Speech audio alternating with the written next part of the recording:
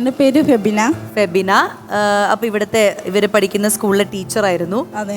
അപ്പം ഇങ്ങനെ ഒരു കാര്യം ആവശ്യപ്പെട്ടപ്പോൾ ആദ്യം അത് പറ്റില്ല എന്ന് തന്നെയാണോ മോളുടെ അടുത്ത് പറഞ്ഞത്? ഇല്ല, ആദ്യം ഞാൻ പറ്റില്ല എന്നൊന്നും പറഞ്ഞിട്ടില്ല, സപ്പോർട്ട് ചെയ്തു. പക്ഷേ എൻ്റെ ഫാമിലി സപ്പോർട്ടിങ് എല്ലാവരും ഉണ്ടാവില്ല എന്നല്ല എനിക്കറിയാം. പിന്നെ ഇവൾക്ക് വേണ്ടിയിട്ട് എന്തും ചെയ്യാന്നുള്ളൊരു മൈൻഡ് എനിക്കുണ്ടായിരുന്നു. പിന്നെ മുന്നോട്ട് പോയി. അങ്ങനെയായിരുന്നു.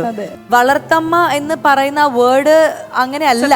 ഇപ്പൊ വളർത്തമ്മ എനിക്ക് തോന്നിയില്ല. തീർച്ചയായിട്ടും എൻ്റെ ഉമ്മ എന്ന് പറയുന്നത് ലൈക്ക് ഒരു ഉമ്മ മാത്രമല്ല, എൻ്റെ ലൈഫിലെ ഏറ്റവും ബെസ്റ്റ് ഫ്രണ്ടും കൂടിയാ.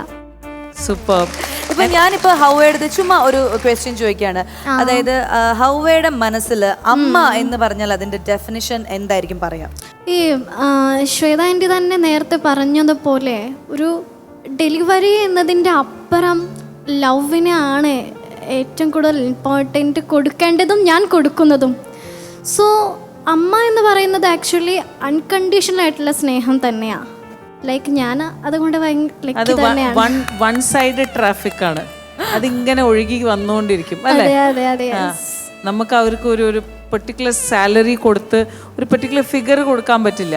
അത് ചെക്ക് കൊടുക്കണമെങ്കിൽ ആ ചെക്കിൽ നമുക്കൊന്നും എഴുതാൻ പറ്റില്ല. ബ്ലാങ്ക് ചെക്ക് മാത്രമേ കൊടുക്കാൻ പറ്റുള്ളൂ ഒരു അമ്മയ്ക്ക്.